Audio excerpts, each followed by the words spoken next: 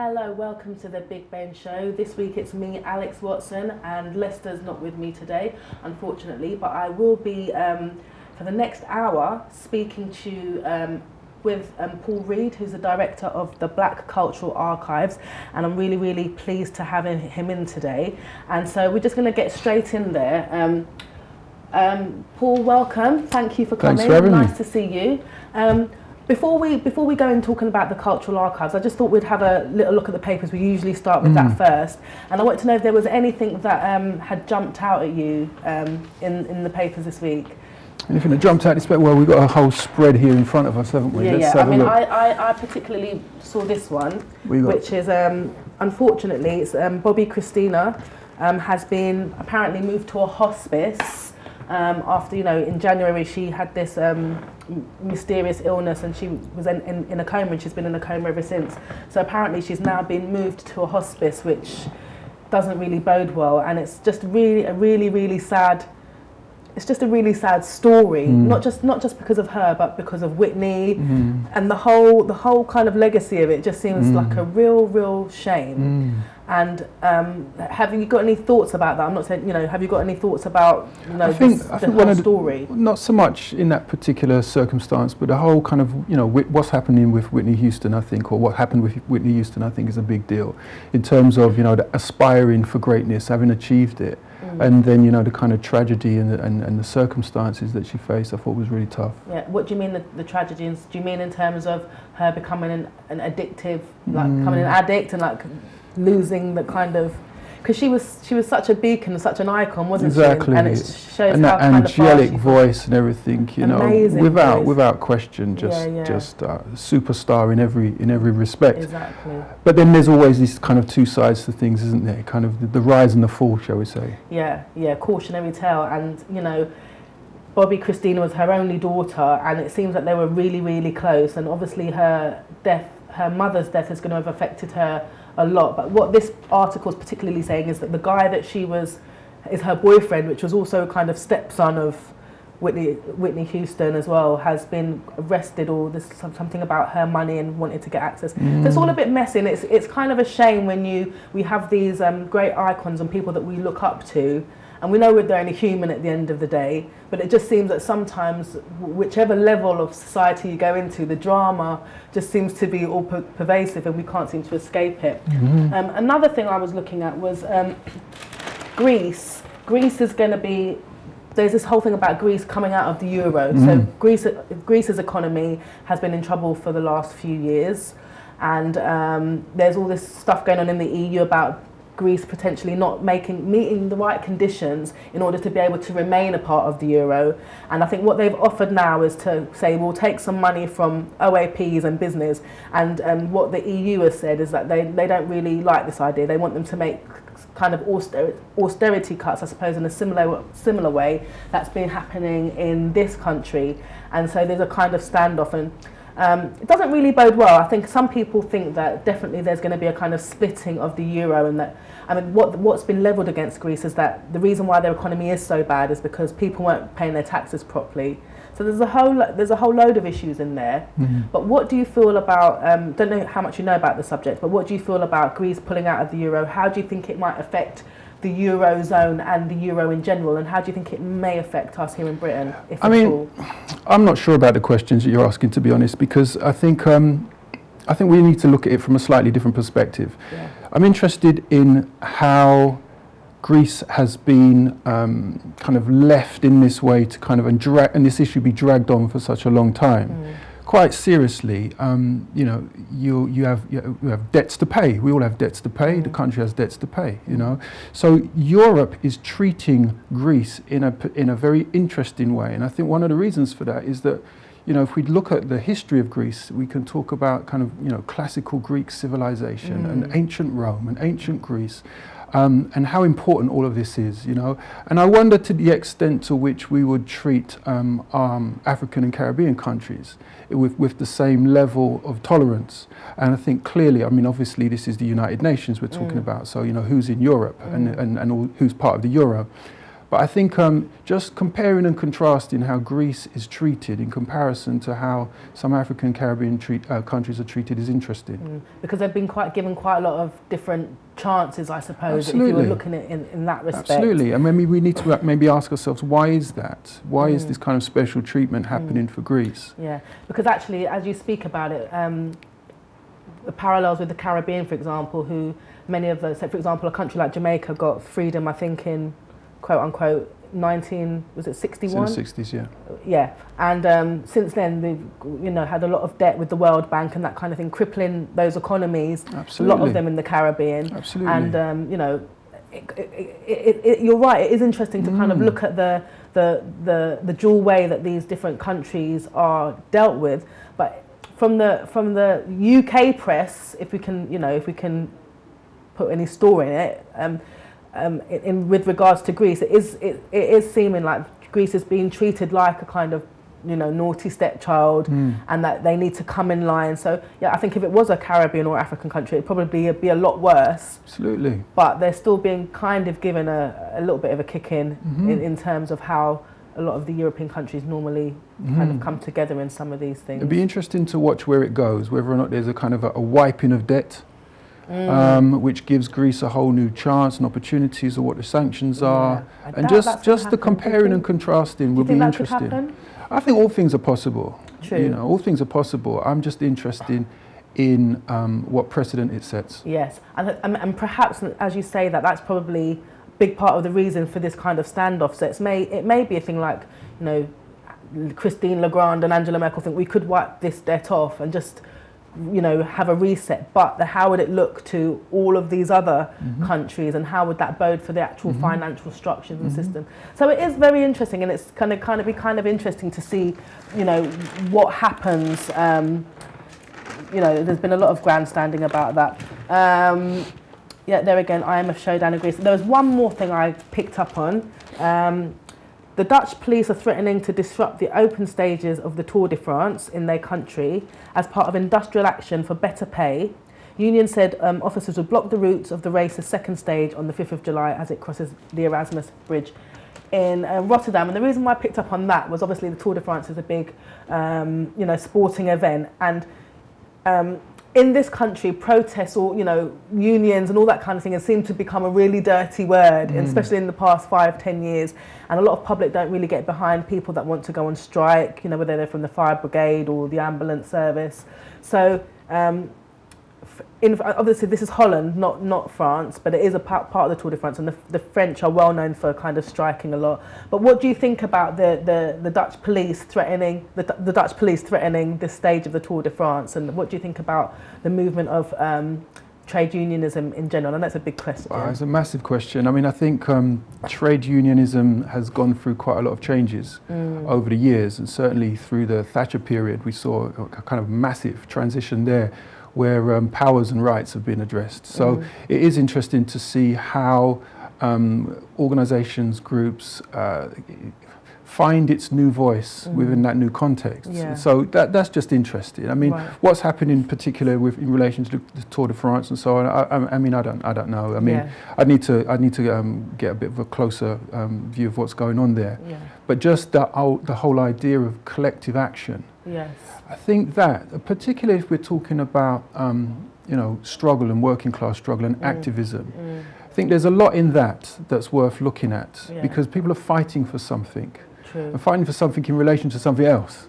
So what's that about? So we're going to come on to talk just a little bit about your background, because I think it's a nice segue into why are people fighting. I was at the Science Museum this weekend, and they've got a little bit of a segment with Paul Robeson and his activism, who I'm a massive fan of, and I follow a lot of his work, and I curate some stuff around him. And I don't know if there's anything in your archives about Paul Robeson, but in light of that, we had, before I move on to talk about the archives, we had the anti-austerity protests in London this weekend, and that was a kind of massive turnout not long after general election of people taken to the streets to protest against the government's austerity cuts. So before we move on, just a brief any of your brief thoughts on that? Well, I mean, I mean, I almost want to turn the question around because it's how well did that get picked up in the media? The anti-austerity cuts and marches and so on. How well did that get picked up in relation to the numbers of people that turned out? Yes. And how important that issue is? Yes. That for me is the importance of media and what we decide that we're going to pay attention to in relation to whatever else was happening in the world at that time. Yes. You know, and it's quite a big issue. It's an international issue. You know, and we can route it back to the bankers and so on, and you know, governments and corporations and all of that. Yeah, so there's a massive journalistic kind of piece there, and I think even though it was picked up, I don't think it was picked up to the extent that it really could have been. Yeah, to what it deserved. Yeah, and, absolutely. You're actually right. I mean, I don't tend to watch a lot of mainstream news these days anyway, and I get a lot of my stuff from online. But you're right. I think in contrast to the massive events it was, and people, you know, ordinary people coming together, it wasn't really probably given the credence it deserved. And then we've got now, today, you know, we've got coming from George Osborne and David Cameron that they're going to be redefining what poverty means. You know, they've redefined poverty, they want to redefine human rights, what all those things mean, and it's kind of scary in a way. But let's move on. I've kind of launched straight into the papers, but I have got, as I've said before, Paul Reed with me, who's the director of the Black Cultural Archives. So nice to see you here, Paul. Can you just tell me a little bit about yourself and your background for the guests, and then you can talk to me a little bit about how you got into working at the archives and. Sure.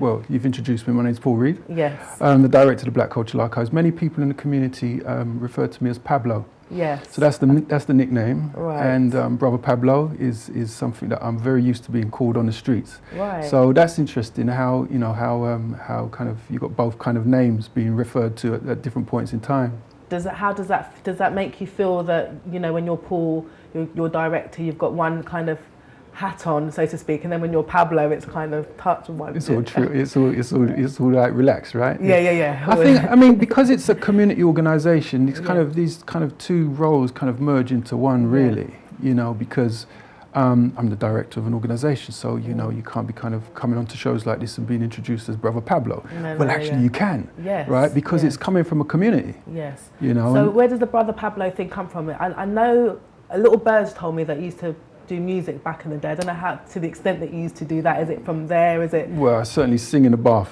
from time to time. Right? No, I wouldn't say that I was a musician, so to speak, but I suppose we're all musicians, right? Because I drum. Right. And I've been part of various different black groups and so on. So, and drumming is part of that, as in terms of kind of community celebration and ritual and so. It's kind of Nyabingi drumming. Yeah. Well, African drumming. Yes. African drumming. You know. So I mean, all of these elements kind of make up who you are, and I think the kind of corporate identity and the community identity, when you're looking at something like the Black Cultural Archives, it merges into one. Right.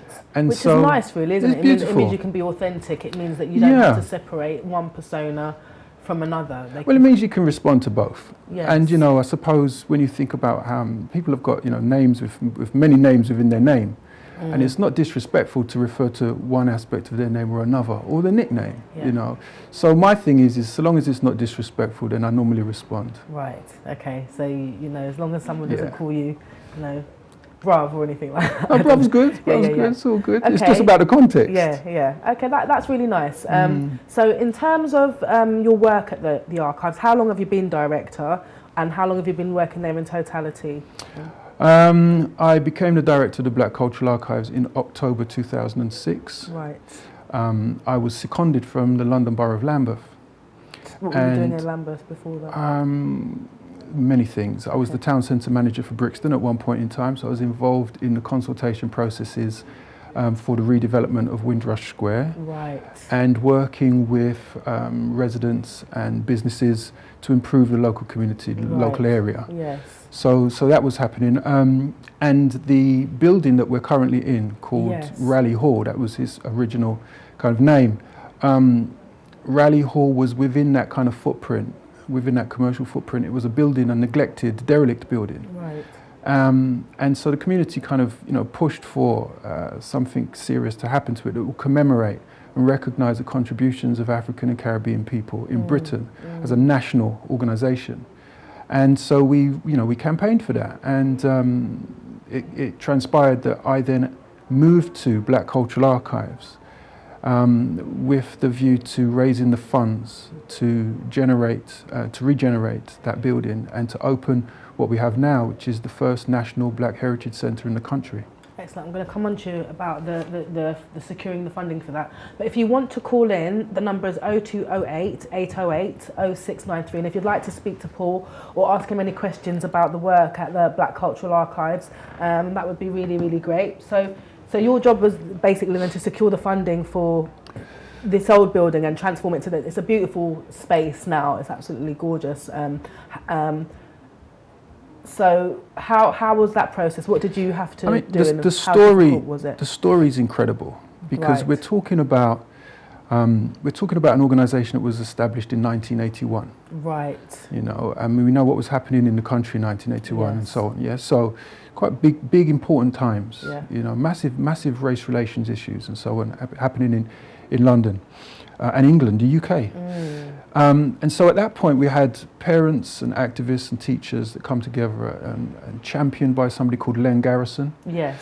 Yeah. Len very much the kind of the rallying person, you know, who pulled people together, and his story is amazing, no question. Right. Okay. I was going to say, is there any stuff about him inside the?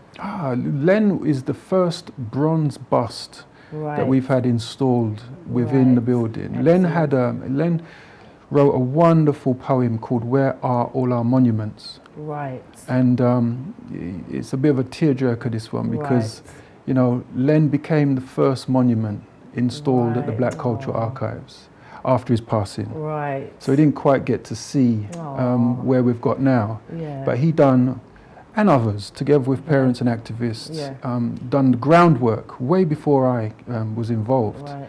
And let's face it, you know, this is on the shoulders of those that have come before, because this is a history and a legacy. We're now talking about our ancestors. Yeah. We're now talking about, you know, the descendants of a history where we find ourselves having to recreate ourselves in Britain. And let's think about this. We end up now able to contextualize where we are and start to think about the institutions that we need to build. The Black Cultural Archives being one of those institutions, and I'm just so proud to have the opportunity to have opened it and to have the opportunity to ensure its future and its survival. So in terms of those institutions, and what other institutions do you think may be necessary going forward?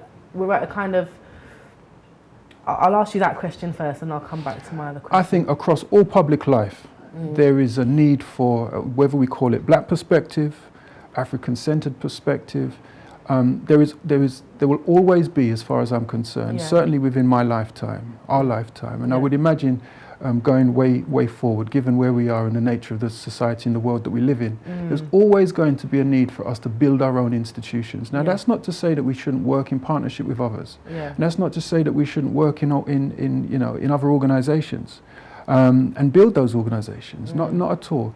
But we're talking about the particular perspective, set of conditions. We're talking about empowerment, you know, and a people rising up and developing and establishing and maintaining the institutions that we think that we need to establish. Let's think about media, for example, and Ben TV. Why have we done that? Why have we done that? It's in response to and in relation to, you know, the mainstream, right? There's a need. We could say the same about newspapers. We could say the same about the world of arts, heritage, through education, through public life.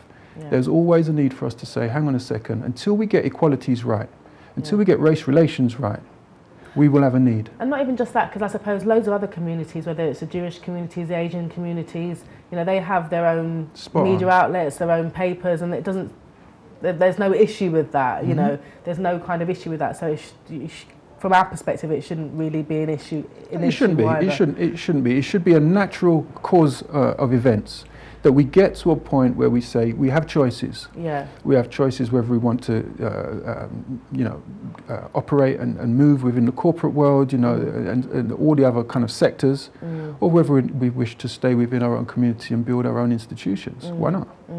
So what do you think about sorry, I forgot my question there. So in terms of building your own institutions, and how do you think that the Black Cultural Archives is playing a part in that? So what do you think it represents as it stands in the community at the moment, and what kind of role can you see for it in the future? Because especially in somewhere like Brixton, where the archives are at the moment, there is a kind of lot of talk about gentrification. So you've spoken about, you know, bringing the building from a derelict place and, you know, developing Windrush Square, and that development's all great and stuff like that, but it seems like along with the development there is a kind of edging out of certain people. Do you see that, and how do you think it's going to, you know, pan out in the future, and how important is something like the archives in that context? Well, we've been open now in Brixton approaching a year. We're about to approach our first year anniversary. Yes. You know, so I still think, I mean, as I say, very kind of, you know, humour really, when I speak to people, I say, you know, we're still trying to work out where the broom cupboard is. Right. And that's symbolically to still trying to work out where we, you know, where we place ourselves and how we work within these sets of tensions and opportunities, you know. But I think Black Cultural Archives has done something groundbreaking and quite amazing. It's done something special for us in as much as it's a success story. And it's not just a success story that we can look at and say, look what we've done, you know, because success often is defined in kind of deficit terms, you know, it's in response, for example, to, I don't know, gun crime or underperformance in education. So we've got this organisation, or we've got this project, you know. This is actually saying something about history and our experiences of being in this country. I think one of the things that the Black Cultural Archives is getting better at articulating and championing is that these experiences amount to history, and if we value those experiences, it amounts to heritage. That's a big deal. It's a big deal because we don't normally look to Britain for our heritage. We look to it elsewhere. That's true. You know, we could have been born and grown in this country. Obviously, with parents and so on, you know, from the Caribbean and from Africa and from various parts of the world. We can trace our descendants, but we don't look at our experiences here and value it and see it as heritage. What that means is that everything we've ever done here is a passing fad. You know, it's something that happened. Like but we don't place the value on it. We don't place any value on it. We look to Africa, we look to the Caribbean, we look to the Americas, and I'm not in any way saying that we shouldn't. Of course we should. But why have we always overlooked what we've done here? We've done some amazing things here. Extraordinary people that have done extraordinary things. It's like we had Carol Thompson on here, I think it was it last week or the week before, and she was speaking about the Lovers Rock era, and we were talking about how that kind of, just that little movement, how it defined a kind of era and it shaped a generation, and we don't always look back and place the value on these things. At the time, we definitely don't. We don't kind of think, look, what am I doing? You know, what am I a part of? And valuing ourselves enough and the things that we're doing and the things that we're contributing to. And that was a kind of classic example of something that came, kind of went, and there's just a few people kind of sustaining the whole thing, when it could have potentially, you know, morphed into a much bigger movement that could have supported a lot of other people. And it was unique to Britain. Exactly. It was a unique to Black experience in Britain, you know, and we could, as much as we could talk about Lovers Rock, which is special, no question, no question at all, and we've had, you know, Melanie Shabazz, you know, do a film on it, you know. But we could also talk about, let's have a think, we could talk about Soul II Soul, we could talk about Aswad. Oh, come on. And of late, more recently, Jungle and so on, right? These are things that happen here. And for some people, these are identity-defining moments. Aswad for me was identity-defining. You know, Soul II Soul reminded me of what soul and spirit was about. At a time when music, quite frankly, as far as I was concerned, kind of went a bit dead. You know, so there was I know that. And it happened here, but it was also borrowing from the Caribbean, and it was borrowing from Africa. The bass line came back, the drum patterns came back, and we remembered, and it resonated. And we said, but it was uniquely Black and British. I think what you said something there was quite key about the spiritual aspect, because I think that plays a big part in the Black experience. I think the spiritual life and the spiritual realm is such an important part a lot of the time of who we are, however we express that, whether it's through, you know, a religion, whether it's through something like Rastafarianism, or just being spiritual people, you know. And I think perhaps that is why it's so important for us to have these things that we can plug into, because maybe oftentimes in a mainstream environment, those things just aren't considered, and I think they're quite integral to us as people. It just made, as you spoke about Soul to Soul there. So let me speak about a couple of the exhibitions that you've got on at the moment. You've had, I think it's been extended, Staying Power, which is photos of the Black British experience. So kind of, you know, following on from what you've just been saying. So what kind of things can people expect to see when does it end, first of all? So tell people when. Okay. Well, the exhibition is on at the moment. It's been on for some time. We've had to extend it because of the appeal. It's a partnership project with the Victoria and Albert Museum. Right, yeah. We've worked on this project for, and it's Heritage Lottery funded. We've worked on this project for about 7 years before it actually, before we launched it, and it's jointly programmed. So there's program taking place at the Black Cultural Archives, but also program taking place at the V&A, at the Victoria and Albert Museum. So that's important. Working with about 17 photographers, looking at the experiences, black experiences in Britain across a range of genre and circumstance, everything from the artistic, the journalistic, the creative, just a whole range of different things that we've been involved in. So it's a great celebration of that work. And within it, what you'll find is that we've managed to work with the photographers that have donated objects to the archive. We have their oral history recordings, so as you're looking at the photographs, you can also listen to the recordings. When those recordings are the first-hand reflections of the photographers or the subjects, who's, you know, somebody that's in the photograph. So what we're getting is not just, here's an incredible photograph, but we're getting the context of the photograph. And that helps us to kind of understand what was happening. And when you stitch all of that together, you know, in terms of its, you narrate the story, you get a real kind of interesting set of dynamics and experiences that people kind of want to contribute to. Okay. So I know what I feel when I go to, you know, places like the Black Cultural Archives. I find it very empowering, very inspiring, very moving. But if you were to, and I know you've said you're kind of, it's been a year since you've kind of opened in this space and kind of still feeling your way through a lot of things. But if you could define or encapsulate what is important about a space like yours, or the one that you're a director of, and what its value to the community is. I don't know if we've kind of... We can talk, I mean, we talk about collecting, preserving and celebrating the history of black people in the UK. I think even that I'd like to kind of relook at. I think certainly collect and preserve. Celebrates just sounds a bit kind of too dancey, you know, and enjoyable, you know, because not everything is enjoyable. So I think we need to kind of inquire. We need to create opportunities where we can have some key conversations. I think it's the type of thing that, quite frankly, when I think about the sector, and certainly my experiences when I was growing, it didn't tend to be places that I wanted to spend a lot of time. Yeah? I want people to spend time here, you know, come and want to spend time here. The library, for example, is often a place that is shushed, you know, because you can't, you know, you're not allowed to speak in the library. Everybody's too focused and too concentrated. Well, where's the conversation take place? If we need to be quiet in that sense. Yes, we need to study, but I want to tell you about, I want to celebrate, I want to tell you about what it is that that I've just come across. I'd like to see what you're looking at. What's that piece of work that you've got in front of you? It looks interesting, you know. So the work of the organisation is not just to create a space for learning, but it's also to connect people. You know, so you might, for example, be interested in something, you'll come to us. We might say, yes, we have this and we have that.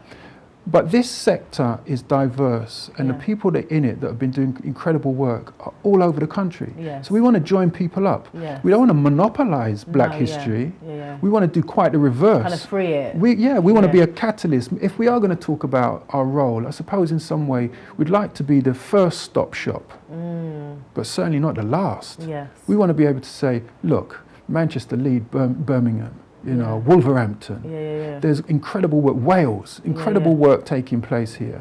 And once we've kind of got those relationships building and working, let's why not, you know, make the international connections, because black is global. Black is international. We've come from all of these different places as much as we've been here.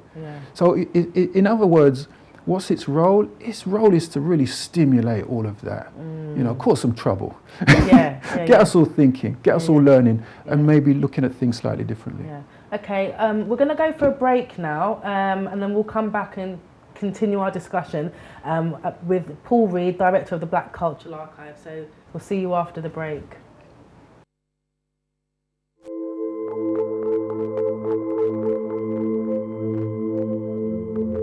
Thank you, Paul, once again. Thank you. Okay, we were talking a bit before the break about some of the, you know, the rationale behind having something like the Black Cultural Archives, and you were kind of saying, you know, it's important as a, I'm paraphrasing your words now, but a kind of a barometer, a mode of expression, and kind of continuing and amplifying a conversation, not just in like London or South London, but across the country and across the globe. So it seems like there's a lot of exciting things, a lot of potential, as well as a lot of things that have already happened and a lot of things that are happening at the moment.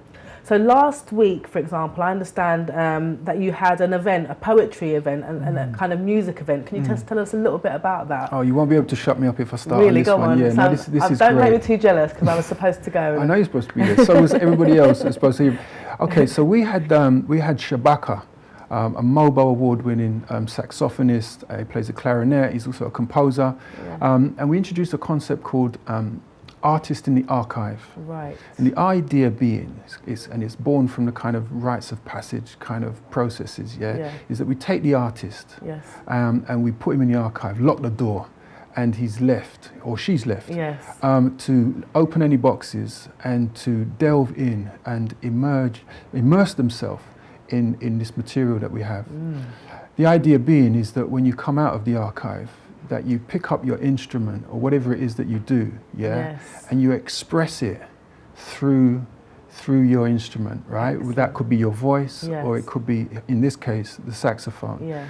Now, what Shabaka did was, first of all, he called a few friends. He's part of a group called Sons of Kemet. Right. So he brought some artists, some performers from there. He also called Congo Natty. Rebel MC, Congo Natty. And so everybody kind of found their way to the Black Cultural Archives in our courtyard, live performance, outdoors, wonderful sunset. Have we set the scene? We set the scene, right? And then Shabaka then plays, so he sets the tone, and he decided that he was going to use Count Ozzie's The Mystical Revelations of Rastafari as a framework to then play over. So the musicians started to kind of set that beat, kind of strong Rasta beats. And then, because what Shabaka wanted to do was bless the space, right? So it's spiritual vibrations, right? It sounds really kind of... It's got me, it's just me like talking's got me all kind of goosebumps now. And it was. So he then performed. Congo Natty then joined him, and we ended up with a very powerful kind of spiritual experience in our courtyard. The sun now, imagine the sun is now slipping behind the buildings, and we're in that kind of golden moment. And then afterwards, we interview Shabaka on the documents that he's received and his interpretation of that, and what was his conclusions, what are the questions that now arise. And we'd done that in the presence of people who had paid to be part of this event, so we had a good turnout. And so we wanted to test this idea, and then afterwards we asked the question, whether or not this is something that people would like to see happen again. Overwhelming consensus, absolutely yes. People was rooted and riveted. Wow. No question. Because you see, we're taking these documents that, previously people think are kind of part of a lockup, part of in a store almost.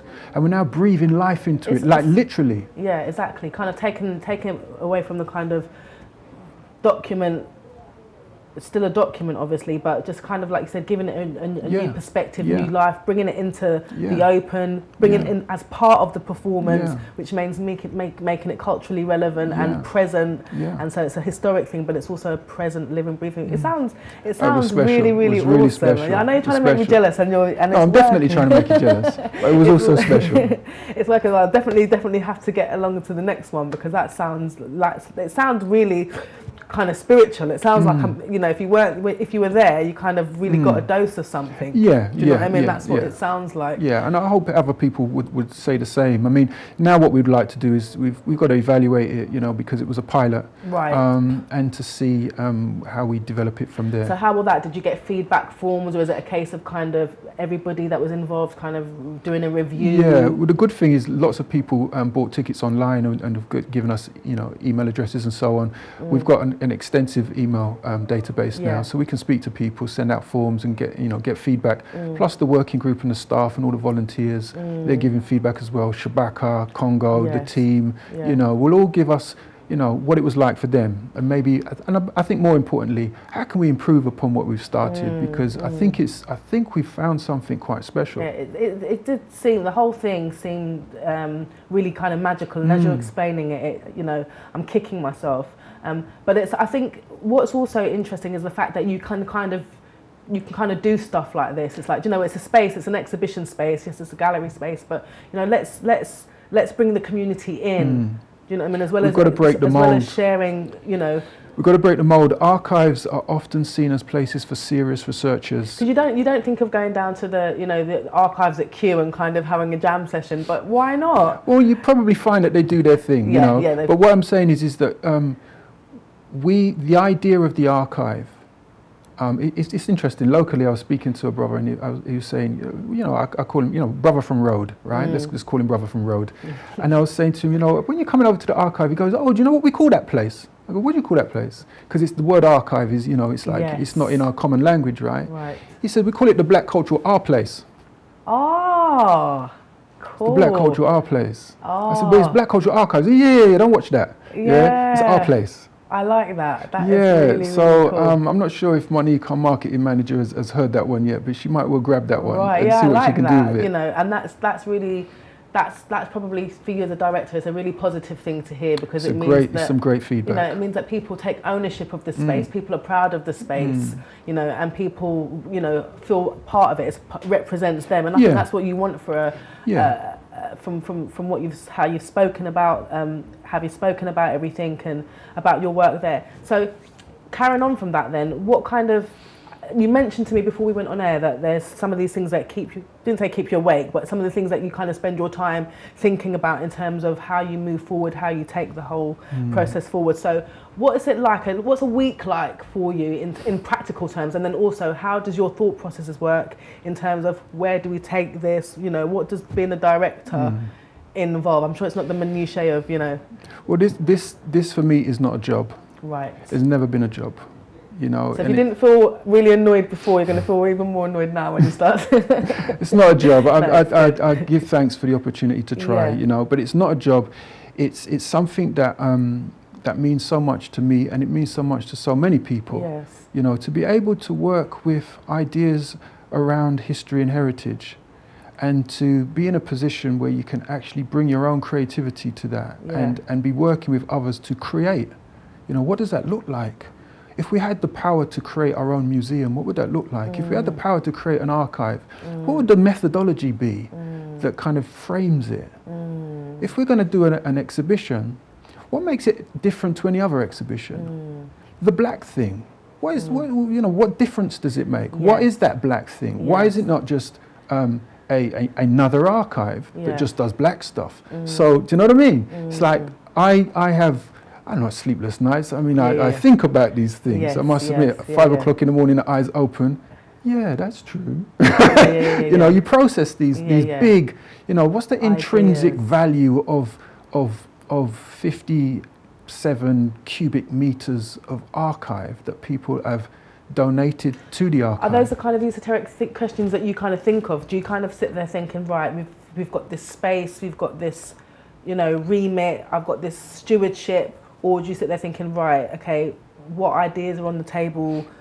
that have come through today or recently, or? To be honest, it's a mixture of lots of stuff. Right. Very early in the morning, like getting real close up and personal now. Very early in the morning, Yeah. you know, it's ideas. Right.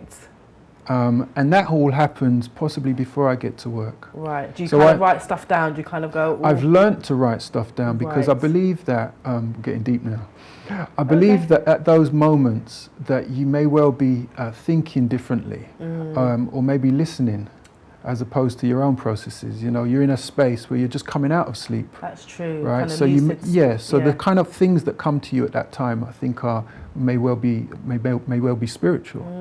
So I'm capturing those messages, Yes. whether it be internal or external. Yes.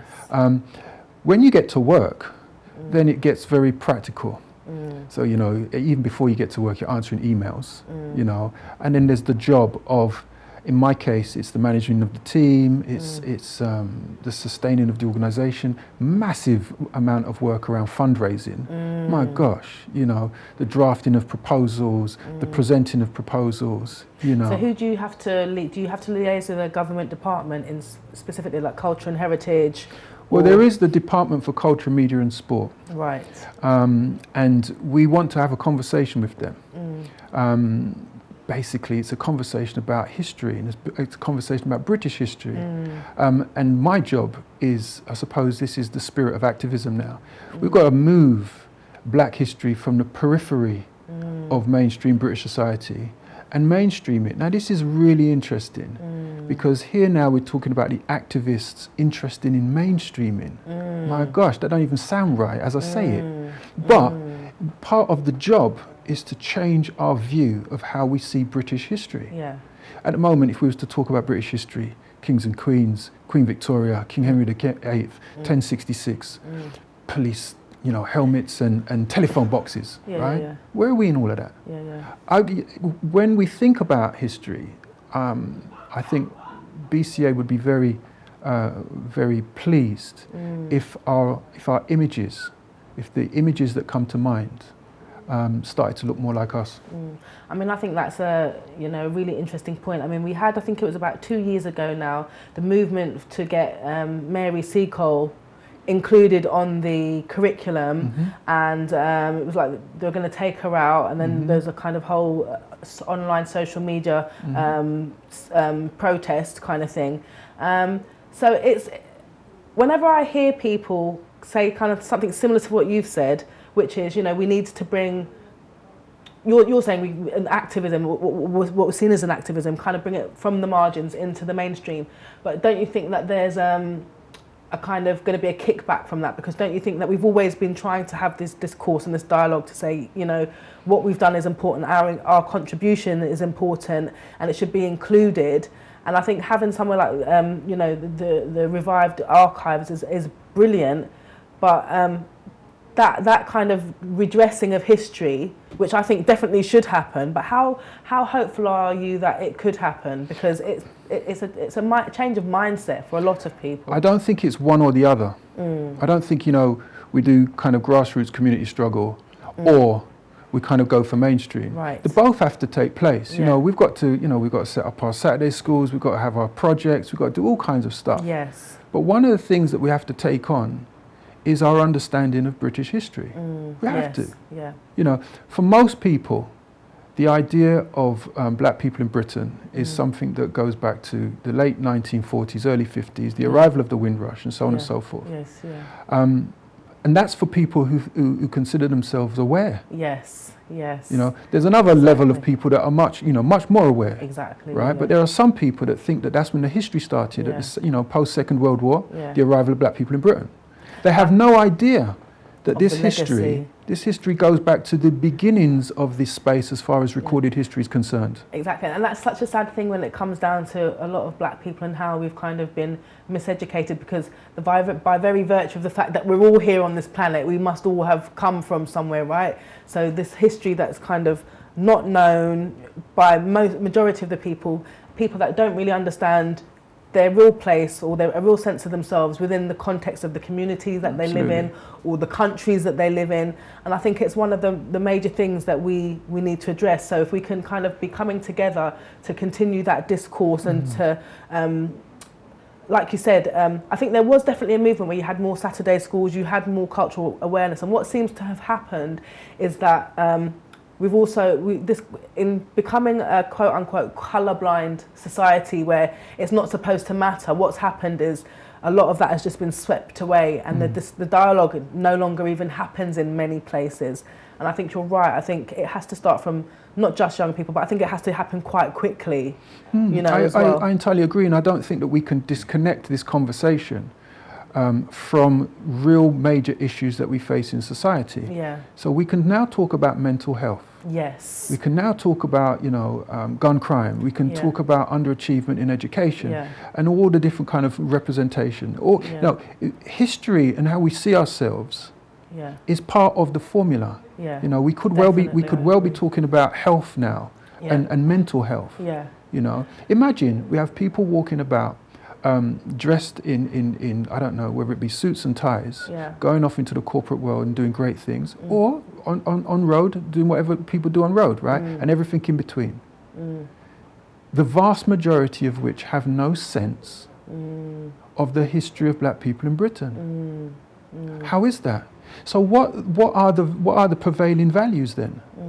So we're suffering from amnesia. Yes. We are certainly suffering from amnesia, and my thoughts are that if we are to correct that, it doesn't just have an impact on us. It has an impact on everybody. Yeah. Because now we start to kind of see people differently in terms of not just the struggles and the difficulties that we might be aware of, but also the accomplishments and the achievements that we can be proud of. How important is history? Obviously, it's clearly very important, but you'll obviously class yourself as one of those people who's very aware, probably has a much broader depth and understanding of history, black history across the diaspora, pre-slavery, all those kind of things. But how important do you think that it actually is in understanding some of the issues and problems that we do have in our communities, today? Quite seriously, way up there. It's way up there. You have food, water, air, all the essentials for life. Yes. Way up there's got to be our sense of self and where we are in the world. What time is it? Actually, it's quite interesting because as you were speaking before, I was thinking about the Met Police and historic relationships within the black communities to the Met Police. And I know they've got this kind of, I haven't actually seen it, but they've got a documentary that's been, I think, aired in the last couple of weeks, kind of look at the Met Police. And I was watching something on YouTube with someone called Stafford Scott. I don't know if you know him Stafford. Or not. I don't know him personally, but I was watching, he was on, I think he was on one of George Galloway's shows or something like that. These are things I get into, people.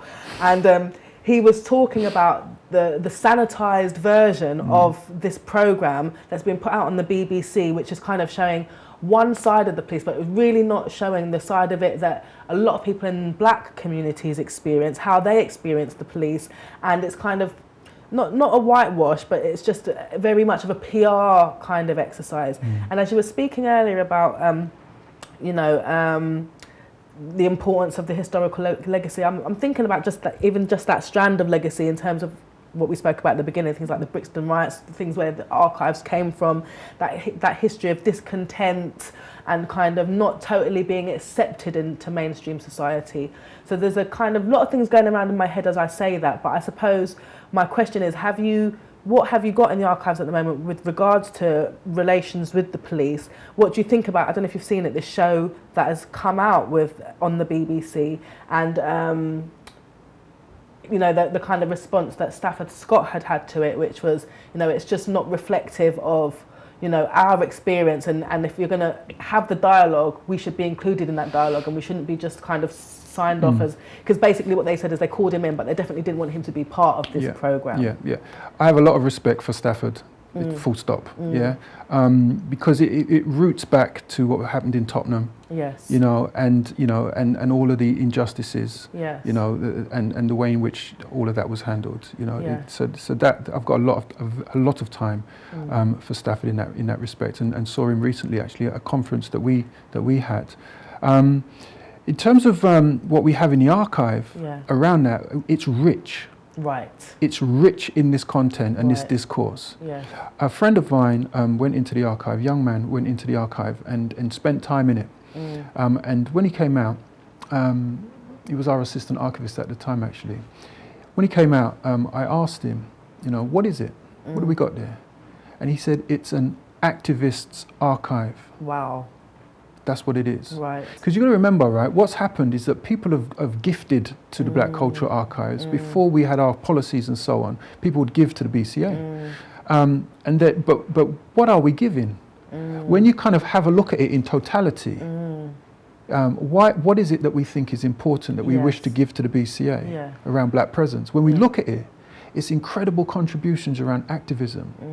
You know, whether it be photographs, whether it be letters, publications, documentations, personal collections, you know, all of this material. For example, we've got one collection, there's many actually that I could speak of, but one in particular, thinking of Ansel Wong's collection. Okay. Ansel Wong, he continues to make incredible contributions. He's leading up at Hansib Publications at the moment. Right, okay, yes. And he's a major figure when it comes to Carnival. Okay. Anyway, within his collection, and he was quite a senior officer within the kind of public life, you know, a civil servant. When you look at his collection, you'll also discover that Ansel was a Black Panther. Right, okay. So this is where it kind of gets really, really interesting. Right. We think we know Ansel. Right. So does he keep hiding that under a bushel somewhere? Not at all. Okay. Not at all. It's within his collection. Unfortunately, we're kind of running out of time, and I could speak to you about so much more. And I'd love to hear about Ansel and his Black Panther days. Yeah. So I'll have to come and. Is that stuff in the archive now? Or is it something a bit that you've got? It's rich with that kind of content. Excellent. And hopefully we'll be having Martin Hoyle on soon, who's published by Hansib, but he writes a lot of books about, you know, slavery, the Black experience and different things. But it's time for us to go now. So thank you for another week. It's me, Paul Reed, Director of Black Cultural Archives, and I'll see you back next week when I'll be back with Lester. And so have a great week, and I'll see you soon.